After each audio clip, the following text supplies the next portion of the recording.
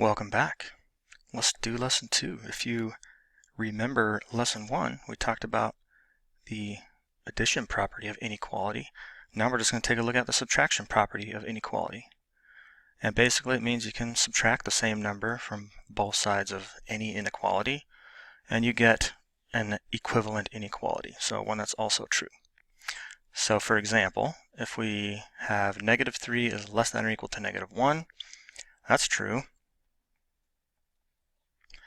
And then if we subtract the same number from both sides, we would get negative 8 and negative 4, and negative 8 is still less than or equal to negative 4, so that's true.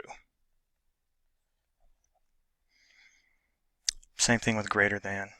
If we were to subtract 7 from both sides of this one, we're going to get 0 is greater than negative 27, which is still true. So the idea is you can subtract the same number from both sides of any inequality, whether it's greater than or equal to, less than or equal to, and you get an equivalent inequality. And we can use that to solve inequalities. So if I was to solve this guy, I'm looking at my variable y. The operation on it is addition. We're adding 8.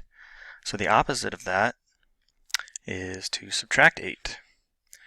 And the subtraction property of inequality says that I can subtract the same number from both sides of the inequality sign, and I get an equivalent inequality.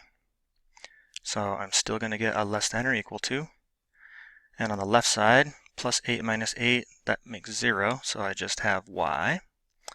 And on the right side, 5 minus 8 is negative 3. So I solved my inequality. Now I need to graph the solution.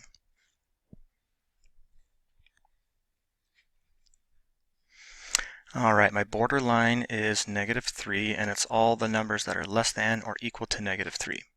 So at negative 3, I'm going to make a circle, but since I have a little underline here that means less than or equal to negative 3, my number can be negative 3, so I symbolize that by filling in the circle.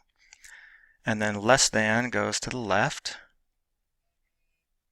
so I draw my arrow going that way. On this one, negative 8 is greater than 1.4 plus m. I'm looking at my variable, and what operation is happening? It's being added to 1.4. And if you remember, addition has the commutative property, which means it doesn't matter if you write it as 1.4 plus m or m plus 1.4. These mean the same thing. But it might be easier for you to notice what you should do to get the m by itself if it's written this way.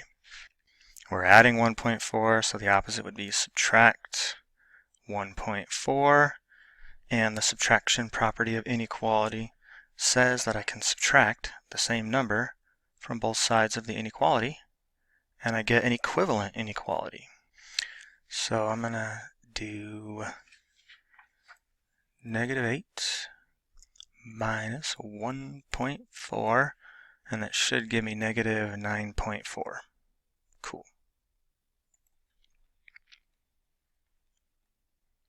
Negative 9.4 is greater than, because since we subtracted the same number from both sides, we keep the same inequality sign. 1.4 minus 1.4 is 0, so m.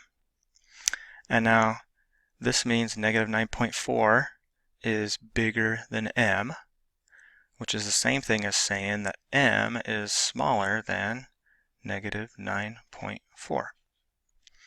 So that is my solution. And when I graph that, I got to figure out, well, where's negative 9.4? And you can put whatever numbers you want in here. So I'm going to say, let's say this guy's negative 9 and that's negative 10, and way over here somewhere would be 0. But since this is negative 9.4, it'll be good to kind of zoom in on our number line here. So then I just add in like negative 9.1, negative 9.2, and so on to get to negative 10. My borderline is negative 9.4. And I'm going to do the numbers that are, whoa, yeah, less than. So that's to the left. And can I equal negative 9.4? No. So I have to leave that circle empty. Well, that's it for this lesson. Please do practice 2 in Canvas, and then join me again for lesson 3. Ta-ta!